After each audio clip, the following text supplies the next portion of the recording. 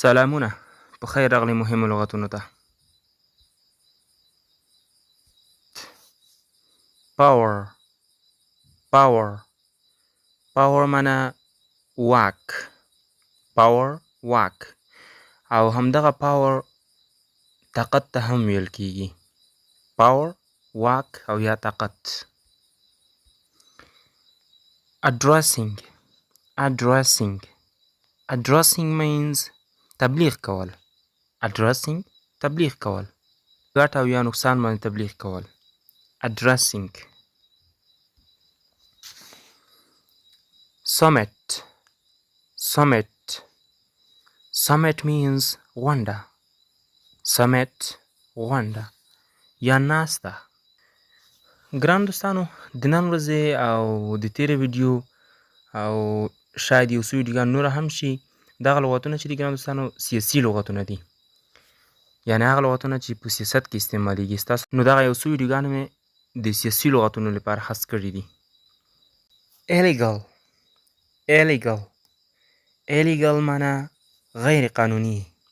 illegal غیر قانوني. لکه موږ تاسو جمله کې وایو the work that you do is illegal. the work that you do is illegal. هغه کار چې ته ترسره کوې غیر قانوني کار دی. next word officials officials officials means چارواکي.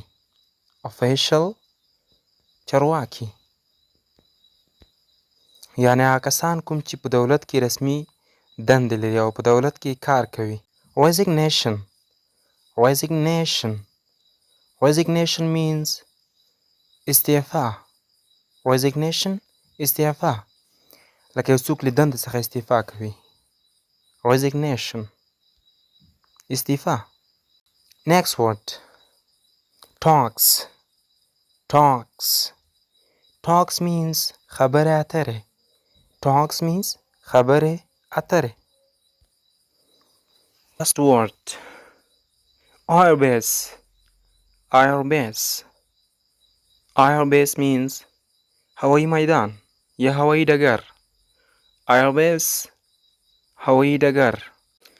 د انګلیسي زده کړې ګرانو مینوالو د نن ورځې لپاره همدومره لغتونه بس دي. تاسو دغه سم زده او یاد کړئ او کوشش کوئ چې په دې باندې تاسو جملې هم جوړې کړئ، ځکه لغتونه اصل کې د جملو سره ښه یادېږي.